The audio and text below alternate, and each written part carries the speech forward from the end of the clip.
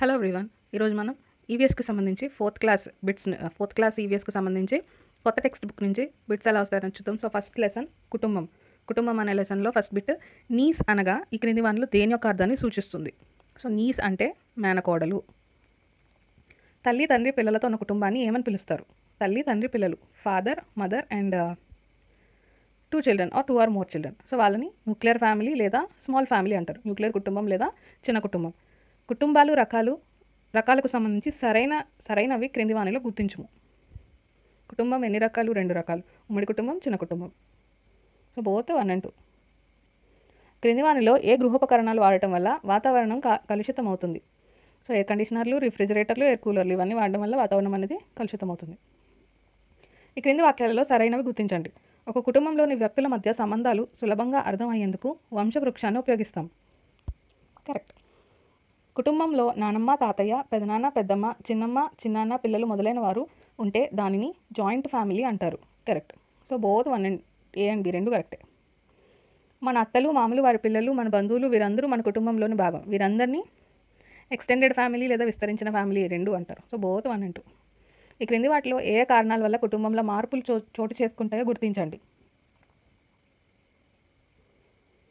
వివాహం, పుట్టుక, కుటుంబ సభ్యుల మరణం, ఉద్యోగ బదిలీ, చదువు ఇవన్నీ కూడా కుటుంబంలో మార్పులు చోటు చేసుకునేందుకు వచ్చే కారణాలు. సో అన్నీ కూడా కరెక్ట్. ఓకే. 8th question. ఈ క్రింది వానిలో సరైన జతలను గుర్తించుము. సో పెదనాన్న కూతురు ఏమవుతుంది? అక్క లేదా చెల్లి అవుతుంది. అత్త కొడుకు ఏమవుతాడు? బావ అవుతాడు. అత్తయ్య భర్త ఏమవుతాడు? మామ అవుతాడు. పెదనాన్న భార్య పెద్దమ్మ అవుతుంది. సో పిన్ అవ్వదు కదా. తండ్రికి సోదరి. సో మన డాడీ వాళ్ళ సిస్టర్ మనకి అత్త అవుతారు. సో డి తప్ప మిగతావన్నీ కూడా కరెక్ట్. ఈ క్రింది వాక్యాలను పరిశీలించండి, సరైనవి ఎంపిక చేయండి. సాధారణంగా కుటుంబాన్ని సంరక్షించేది కుటుంబ పెద్ద తండ్రి మాత్రమే.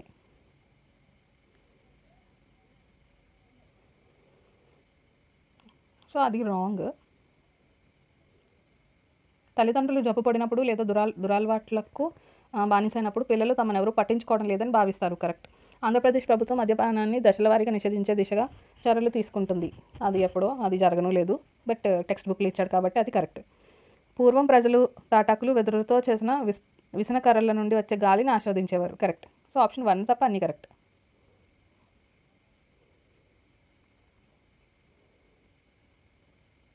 ఒకసారి 1 కూడా ఒకసారి చెక్ చేయండి. నేను ఎందుకు అన్నీ కరెక్ట్ అనుకుంటున్నాను. ఈ క్రింది వాటిని సరైన వాటితో జతపరచండి. సో తండ్రికి తల్లి. సో మన నాన్న వాళ్ళ అమ్మ ఎంత అవుతారు? నాయనమ్మ అవుతారు. తల్లికి సోదరుడు. సో మామ అవుతాడు. తండ్రికి సోదరి. సో అత్త అవుతారు. తండ్రికి తండ్రి. సో కింద ఉంటుంది తాతయ్య. పెదనాన్న కూతురు అక్క లేదా చెల్లి అవుతారు. నెక్స్ట్, ఈ క్రింది వాటిలో వేటి ఆధారంగా వివిధ ప్రాంతాలలో వివిధ మొక్కలు పెరుగుతాయి. సో ఇది సెకండ్ లెసన్ అండి. 4th క్లాస్లో సెకండ్ లెసన్ హరిత ప్రపంచం అనే లెసన్లో ఫస్ట్ బిట్. ఈ క్రింది వాటిలో వేటి ఆధారంగా వివిధ ప్రాంతాలలో వివిధ మొక్కలు పెరుగుతాయి. సో నీటి నేల రకాన్ని బట్టి వాతావరణాన్ని బట్టి పెరుగుతాయి. Both 1 and 2. వేర్లు సాధారణంగా ఏ వర్ణంలో ఉంటాయి? చాలామంది బ్రౌన్ కలర్, గోధుమ రంగు అని పెడతారు, బట్ ఆన్సర్ బూడిద రంగులో ఉంటుంది. బూడిద రంగు వర్ణంలో ఉంటుంది. పువ్వు యొక్క రంగురంగుల భాగాన్ని ఏమని పిలుస్తారు? సో పువ్వు యొక్క ఏమంటారు? ఆకర్షణ పత్రం అంటారు. ఉగాది పచ్చడి అనేది ఏ రాష్ట్రాల్లో ప్రసిద్ధ వంటకంగా పేరు పొందింది? సో ఆంధ్రప్రదేశ్, కర్ణాటక, తమిళనాడు ఈ 3 జిల్లాల్లోనూ ఉగాది పచ్చడి అనేది ప్రసిద్ధి. మొక్కలు సొంతంగా ఆహారాన్ని తయారు చేసుకునే ప్రక్రియను ఏమంటారు? ఏమంటారంటే సంయోగక్రియ లేదా కిరణజన్య సంయోగక్రియ. Both 1 and 3. ఈ క్రింది వానిలో మైదాన ప్రాంతాల్లో పెరిగే మొక్క ఏది? సో మైదాన ప్రాంతాల్లో పెరిగే మొక్కలు ఏంటంటే మర్రి చెట్టు, రావి చెట్టు, మామిడి చెట్టు, చింత చెట్టు, అలానే బ్లాక్బెర్రీ చెట్టు. సో ఇక్కడ బ్లాక్బెర్రీ ఆప్షన్ ఇచ్చాడు కాబట్టి బ్లాక్బెర్రీ. మరి ఈ పైన ఇంకా ఓకే ఎక్కడ పెరుగుతాయి అంటే కనుక పర్వత ప్రాంతాల్లో పెరుగుతాయి. నెక్స్ట్, క్రింది వానిలో సరైన వాక్యాలను గుర్తించము. ఎడారి మొక్కలు వాటి దళసరి కాండాలలో నీటిని నిల్వ చేసుకుని వినియోగించుకుంటాయి. కరెక్ట్. ఎడారి మొక్కలకు ఉదాహరణ cactus, barrel cactus, golden barrel cactus. Option B కూడా correct. So both 2 A and B కూడా కరెక్ట్. కింది వాక్యాల్లో సరికాని వాక్యాలను గుర్తించము. ప్రకాండ వ్యవస్థ. నేలకు పైన పెరిగే మొక్క భాగాన్ని ప్రకాండ వ్యవస్థ అని అంటారు. కరెక్ట్. వేరు వ్యవస్థ అంటే ఇది నేల లోపల పెరిగే మొక్క భాగం. సో వేర్లు అనేవి ఎక్కడ ఉంటాయి? కింద ఉంటాయి కదా. సో ప్రకాండం అంటే పైన. నెక్స్ట్, క్రింది వాక్యాలను పరిశీలించండి, సత్యవాక్యాలను గుర్తించండి. వర్ష అనే అమ్మాయి కొన్ని మొక్కలు ఆహారాన్ని నిల్వ చేసుకుంటాయి. క్యారెట్ కూడా ఆహారాన్ని నిల్వ చేసే ఒక వేరు అని చెప్పింది. సో క్యారెట్ అనేది ఒక వేరు. కరెక్ట్. బీట్రూట్ ముల్లంగి అన్నవి ప్రకాండ వ్యవస్థకు చెందును అని చెప్పింది. సో బీట్రూట్ ముల్లంగి అనేది వేరు వ్యవస్థకు వస్తుంది. సో ఆప్షన్ బి అనేది రాంగ్. నెక్స్ట్, క్రింది వాక్యాల్లో అసత్య వాక్యాలను గుర్తించము. నిమ్మ, వేప, ఉసిరి, చింత ఫలాలు ఔషధ విలువలను కలిగి ఉంటాయి. నెక్స్ట్, కుంకుడుకాయ, శీకాకాయ వంటి ఫలాలను వెంట్రుకలను శుభ్రపరచుకోవడానికి ఉపయోగిస్తాము. సో ఆప్షన్ బి అనేది కరెక్ట్. ఆప్షన్ ఏ కూడా కరెక్ట్. సో రెండు కూడా కరెక్ట్.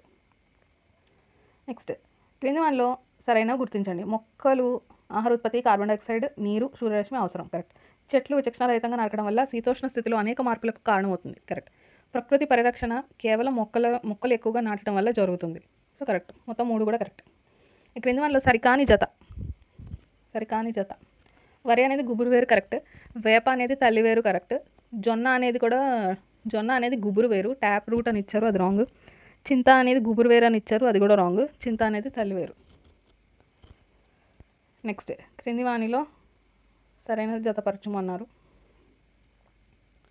సో మైదాన ప్రాంతంలో పెరిగే మొక్కలు మర్రి, మామిడి, రావి, చింత వంటి వృక్షాలు. ఆప్షన్ ఈ అవుతుంది. నెక్స్ట్, ఎడారి ప్రాంతంలో పెరిగే బ్రహ్మజముడు, నాగజముడు పెరుగుతాయి. పర్వత ప్రాంతం పైన ఓక్ వంటి పొడవుగా ఉండే వృక్షాలు పెరుగుతాయి. Option A. దళసరి కాండాలు, ఎడారి ప్రాంతపు మొక్కలకు దళసరి కాండాలు ఉంటాయి. నెక్స్ట్,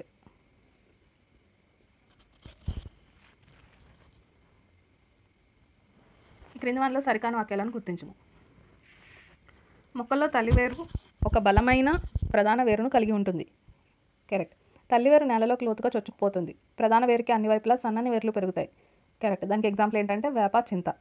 అలానే పీచు వేర్లు గుబురుగా పెరుగుతాయి. కాండం అడుగు భాగం నుండి అనేక సన్నని చిన్న వేర్లు గుత్తులుగా పెరుగుతాయి. కరెక్ట్. దానికి ఎగ్జాంపుల్ వరి, జొన్న, మొక్కజొన్న. క్యారెట్, ముల్లంగి మొదలైన వేర్లను ఆహారంగా తీసుకుంటాం. కరెక్ట్. సో అన్నీ కూడా కరెక్టే. నెక్స్ట్, క్రింది వాక్యాలను పరిశీలించండి, సరైనవి గుర్తించండి. మర్రి, వేప, చింత వంటి వృక్షాలు తల్లివేరు వ్యవస్థకు చెందినవి కాబట్టి అవి నేలలోనికి చొచ్చుకొని పోయి ఉంటాయి. కరెక్ట్. గులాబీ, మల్లె వంటి మొక్కలు గుబురు వేర్ల వ్యవస్థకు చెందినవి, అవి నేల లోతులోనికి పెరగలేవు. కరెక్ట్. సో నీటి మొక్కల వేర్లు గరుకుగా స్పాంజ్లాగా ఉండి తేలడానికి సహకరిస్తాయి. సో నీటి మొక్కలు ఎప్పుడు కూడా మృదువుగా ఉంటాయి, గరుకుగా ఉండవు. సో గరుకుగా అనేది రాంగ్. ఆప్షన్ 3 అనేది రాంగ్. వేర్లు సాధారణంగా బూడిద రంగులో ఉంటాయి. కరెక్ట్. సో ఆప్షన్ సి అనేది రాంగ్. నెక్స్ట్, ఈ క్రింది వాటిలో మందార పుష్పంలోని భాగాలను క్రింద నుంచి సరైన క్రమంలో అమర్చండి. సో కింద నుంచి పైకి రావాలంటున్నారు. సో కింద ఫస్ట్ ఏముంటుంది అంటే క్రింద ఫస్ట్ మొగ్గు ఉంటుంది, అంటే మనకు టెక్స్ట్ బుక్లో ఇచ్చిన దాని ప్రకారం. తర్వాత కాడ ఉంటుంది. కాడ నుంచి పైకి వెళ్ళిన తర్వాత రక్షక పత్రం ఉంటుంది. దానిపైన ఆకర్షక పత్రం ఉంటుంది. ఆ తర్వాత అండకోశం ఉంటుంది. ఆ తర్వాత కేసరం ఉంటుంది. సో ఇది ఆర్డర్. ఈ క్రింది వాక్యాలను పరిశీలించండి, సరికానివి గుర్తించండి. వట్టివేర్లను వేసవిలో చల్లదనం కోసం ఉపయోగించే కూల్ మ్యాట్స్లోను, దుస్తులుంచే అల్మరాల్లో మంచి వాసన కోసం అమరుస్తారు. కరెక్ట్. లెమన్ గ్రాస్ వేర్లను సువాసన తైలాల్లోనూ, దోమలను తరిమే పదార్థాల్లోనూ ఉపయోగిస్తారు. కరెక్ట్. నెక్స్ట్, పుష్పంకు కేసరం, అండకోశం, రక్షకపత్రం మొదలైన భాగాలు కూడా ఉంటాయి. కరెక్ట్. పుష్పంలోని రంగురంగుల భాగాన్ని ఆకర్షక పత్రం అని పిలుస్తారు. కరెక్ట్. సో అన్ని ఆప్షన్స్ కూడా కరెక్ట్. ఈ క్రింది వాక్యాలను పరిశీలించి సరైనవి గుర్తించము. పుష్పాలు వివిధ ఆకారాలు, రంగులు, పరిమాణాలలో ఉండి వాటిని అలంకరణ కోసం ఉపయోగిస్తారు. కరెక్ట్. ఔషధ తయారీలో తులసి, వేప, మందార మొక్కల విత్తనాలు యూస్ చేస్తారన్నారు. యాక్చువల్లీ మందార మొక్కలను యూస్ చేస్తారు. సో ఆప్షన్ బి అనేది రాంగ్.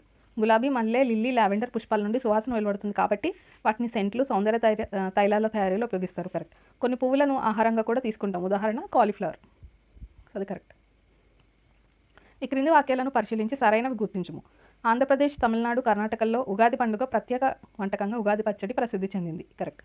ఈ వంటకం తీపి, పులుపు, వగరు, చేదు, కారం, ఉప్పు అనే షడ్రుచులు కలిగి ఉంటుంది. కరెక్ట్. ఉగాది పచ్చడిని మామిడి పండు, చింతపండు, బెల్లం, వేపపూత, ఎండు కొబ్బరితో తయారు చేస్తారు. ఎండు కొబ్బరి కాదు, పచ్చి కొబ్బరి. సో ఆప్షన్ సి అనేది రాంగ్. ఉగాది పచ్చడిలోని దినుసులన్నీ మొక్కల నుండి పొందినవే. షడ్రుచులు మన జీవితంలోని 6 భావోద్వేగాలు సూచిస్తాయి. కరెక్ట్. నెక్స్ట్, గుర్రపు డెక్క, డక్వీడ్. ఈ రకమైన మొక్కలు నీటిపై తేలుతూ ఉంటాయి. Option C. 1కి ఆప్షన్ సి. మ్యాంగ్రూవ్స్ అనేవి సో బురద నేలలో పెరిగే మొక్కలు, ఆప్షన్ ఈ. Next tape grass, hydrilla.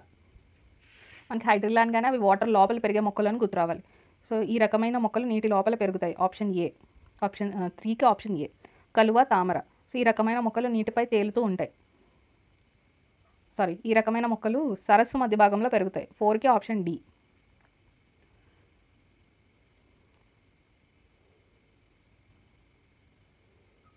Okay, next third lesson మన చుట్టూ ఉన్న జంతువులు లెసన్లో ఫస్ట్ బిట్. ఈ రకమైన జంతువులకు పదునైన కొరికే దంతాలు, బలమైన నమిలే దంతాలతో పాటు చీల్చే దంతాలు ఉంటాయి. సో అవి ఎవరికి ఉంటాయి? సో అవి ఉభయాహార జంతువులకు ఉంటాయి. పదునైన కొరికే దంతాలు, బలమైన నమిలే దంతాలతో పాటు చీల్చే దంతాలు ఉంటాయి ఉభయాహార జంతువులకు. దేని వలన మానవులను ఉభయాహారులు అని అంటారు? సో వారి ఆహారపు అలవాట్ల వలన వారిని ఉభయాహార జీవులు అంటారు. పక్షుల యొక్క ముక్కులను దేనిగా పేర్కొంటాం? సో చాలామంది నోరు అని పెడతా ఉంటారు, విచ్ ఈజ్ రాంగ్. పక్షుల యొక్క ముక్కులను దవడలుగా పేర్కొంటాం. పక్షుల గుంపులు ఆకాశంలో ఏ ఆకారంలో ఎగురుతూ వెళ్తాయి? సో అవి వి ఆకారంలో ఎగురుతూ వెళ్తాయి. ఈ క్రింది వానిలో మొక్కలని జంతువుల్ని తినే జంతువు ఏది? సో పైవేవి కూడా కాదు, ఇవన్నీ కూడా ఓన్లీ నాన్ వెజిటేరియన్స్. ఎలుగుబంటి మొక్కల్ని తింటుంది, అలానే జంతువుల్ని కూడా తింటుంది. ఈ క్రింది వానిలో శాకాహారి కాని జంతువుని గుర్తించండి. శాకాహారి కాని జంతువు అంటే అది మాంసాహారం అవ్వాలి. సో గొంగళి పురుగు శాకాహారే, ఆవు శాకాహారే, మేక కూడా శాకాహారే. ఈ క్రింది వాక్యాలను పరిశీలించి సరైనవి ఎంపిక చేయండి. పక్షి తలకు ఇరువైపులా సన్నని రంధ్రాలు ఉంటాయి. ఇవి ఈకలతో కప్పబడి ఉంటాయి. వీటి వల్ల పక్షులు వినగలవు, విచ్ ఈస్ కరెక్ట్. జిబ్రా శరీరంపై నలుపు, తెలుపు మచ్చలు, చిరుతకు నల్లని చార్లు ఉంటాయి. కరెక్ట్, 2 కూడా కరెక్ట్. ఈ క్రింది వాక్యాలను పరిశీలించండి, సరైనవి గుర్తించండి. అడవులలో నివసించే ఏనుగులు 10 నుంచి 12 వాటి పిల్లలతో సమూహాలుగా వెళ్తుంటాయి. కరెక్ట్. ఆ సమూహానికి వయసులో పెద్ద ఏనుగు నాయకత్వం వహిస్తుంది. ఏనుగులు రక్షణ కొరకు సమూహాలుగా జీవిస్తాయి. కరెక్ట్. క్రింది వాక్యాలను పరిశీలించండి, సత్యవాక్యాలు గుర్తించండి. పక్షులు వాటి సుదీర్ఘ ప్రయాణంలో శక్తిని కోల్పోకుండా ఉండేందుకు వి ఆకారంలో ఏర్పడి ప్రయాణిస్తాయి. కరెక్ట్. తేనెటీగలన్నీ కలిసి ఇంటిని నిర్మించుకొని ఆహారాన్ని పంచుకుంటూ తమ లార్వాకు ఆహారాన్ని అందిస్తాయి. ఇది కూడా కరెక్ట్. సో 2 కూడా కరెక్ట్. ఈ క్రింది వాక్యాలను పరిశీలించుము, సరైనవి గుర్తించుము.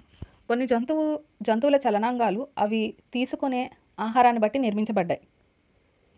కరెక్ట్. నెక్స్ట్, కనుకనే జంతువులన్నీ ఒకే రకమైన ఆహారం తీసుకోవు. కొన్ని జంతువులు మాంసాన్ని మాత్రమే తింటే మరికొన్ని మొక్కలను ఇంకొన్ని రెండింటినీ తింటాయి. సో బి కూడా కరెక్టే, 2 కూడా కరెక్టే. ఈ క్రింది వాక్యాల్లో సరికాని వాక్యాలను గుర్తించమను. గొర్రె చర్మంపై దట్టమైన వెంట్రుకలను స్వెట్టర్లు, కోట్లు తయారీలో ఉపయోగిస్తాం. కరెక్ట్. చెప్పుల తయారీలో గొర్రెల ఉన్నిని ఉపయోగిస్తాం అనేది రాంగ్. అన్ని రకాల జంతువులు మృదువైన చర్మాన్ని కలిగి ఉంటాయి అనేది కూడా రాంగ్. అన్నిటికీ మృదువైనవి ఉండవు. నెక్స్ట్, పొడవైన బలమైన చీల్చే దంతాలు ఎవరికి ఉంటాయి? సో కుక్కకి, పిల్లికి, సింహానికి ఉంటాయి. ఫస్ట్ దానికి ఆప్షన్ బి. సెకండ్ దానికి పదునైన కొరికే దంతాలు, బలమైన నమిలే దంతాలు. సో ఎవరికి ఉంటాయి అంటే గేదె, మేక, గుర్రం. 2కి ఆప్షన్ ఈ. నెక్స్ట్, బలమైన నమిలే చీల్చే దంతాలు. సో అది ఎలుగుబంటికి ఉంటుంది. 3కి ఆప్షన్ డి. పదునైన ముక్కు కలిగిన జీవులు అంటే చిలుక, పిచ్చుక. నెక్స్ట్, శిశోత్పాదకాలకు చెవులు మాత్రమే బయటికి కనిపిస్తాయి, పిల్లలకు జన్మనివ్వవు అనేది రాంగ్. అండోత్పాదకాలు గుడ్లు పెడతాయి, వాటిని పొదిగి పిల్లలకు జన్మనిస్తాయి. కరెక్ట్. చర్మంపై వెంట్రుకలు ఆవుపై కనిపిస్తాయి కనుక ఆవు ఒక శిశోత్పాదక జీవి. కరెక్ట్. డాల్ఫిన్లు పిల్లలను కని పాలిచ్చి పెంచుతాయి. కోడిగుడ్లు పెట్టి పిల్లలను పొదుతాయి అనేది wrong. So AD wrong, BC correct. Next, ఈ క్రింది వాక్యాలను పరిశీలించి సరైన ఎంపిక చేయండి. పక్షుల ముక్కుల యొక్క ఆకారాలు వాటి ఆహారపు అలవాట్లపై ఆధారపడి ఉంటాయి కనుకనే వాటన్నిటి ముక్కులు ఒకేలా ఉండవు అనేది కరెక్ట్. నెక్స్ట్, కొన్నిటికి చిన్న ముక్కులు, కొన్ని పొడవాటి, మరికొన్ని వంగి ముక్కులు కలిగి ఉంటాయి. కరెక్ట్. పక్షులు ఎగరడానికి, నడవడానికి, చెట్లెక్కడానికి, ఈదడానికి రెక్కలు వాడతాయి. సో రెక్కలు కాదు, సో అవి కాళ్ళను వాడతాయి. రెక్కలు అనేది రాంగ్, ఆప్షన్ సి అనేది రాంగ్. పక్షులు రక్షణ కోసం వాటి గోళ్లను ఉపయోగిస్తాయి. పక్షుల పాదం, కాలి గోళ్ల ఆకారం అవి తీసుకునే ఆహారంపై ఆధారపడి ఉంటుంది. కరెక్ట్. సో ఆప్షన్ సి అనేది రాంగ్, రెక్కలు కాదు, వాటి కాళ్ళను వాడతాయి. క్రింది వాటిలో సరికాని వాక్యాలను గుర్తించము. అడవిలో నివసించే కుందేలు బొరియలో నివాసం ఉంటుంది. కరెక్ట్. నెక్స్ట్, పులులు, సింహాలు గుహలు, పొదలలో నివసిస్తాయి. కరెక్ట్. కోతులు చెట్లపై నివాసం ఉంటాయి. సాలెపురుగు తన గూడును తానే నిర్మించుకుంటుంది. కరెక్ట్. నెక్స్ట్ చీమలు ఫెర్మోను అనే ఒక రసాయనాన్ని విడుదల చేస్తాయి. ఇది చీమలు ఆహార సేకరణకు ఉపయోగపడుతుంది. కరెక్ట్. సో అన్నీ కూడా కరెక్ట్. కాకి గూడు. కాకి గూడు అనేది చిన్న కొమ్మలు ఎండుటాకులతో నిర్మిస్తుంది. దర్జీ పిట్ట. దర్జీ అనగానే మనకి స్టిచ్చింగ్, కుట్టడం అని గుర్తు రావాలి. సో చెట్టు ఆకులు కలిపి కుట్టి గూడుగా మలుస్తుంది. డి. సెకండ్ దానికి ఆప్షన్ డి, ఫస్ట్ దానికి ఆప్షన్ సి. గద్దె యొక్క గూడు. పొడవైన పుల్లలు, గడ్డి, చెట్ల కొమ్మలతో గూడు నిర్మిస్తుంది. Option B. థర్డ్ దానికి ఆప్షన్ బి. గిజిగాడు గూడి. గిజిగాడు గూడు ఆప్షన్ ఏ అవుతుంది. ఆకులు, గడ్డి, కొమ్మలు, వేర్లతో అల్లుతుంది. Next question. క్రింది వాక్యాలను పరిశీలించి సరైనది ఎంపిక చేయండి. కాకి యొక్క ఆహారపు అలవాటును బట్టి కాకిని ఉభయహారి అని చెప్పవచ్చు. కరెక్ట్. డాల్ఫిన్ అనేది శిశోత్పాదక జీవి కనుక పిల్లలను కని పాలిచ్చి పెంచుతుంది. కరెక్ట్. శాకాహారి అనగా కేవలం మొక్కల పదార్థాలు మాత్రమే ఆహారంగా తీసుకుంటాయి. ఉదాహరణకి గొంగళ పురుగు. కరెక్ట్. మానవుని ఆహారపు అలవాట్లను బట్టి ఉభయహారి అని నిస్సందేహంగా చెప్పవచ్చు. కరెక్ట్. అన్నీ కూడా కరెక్టే.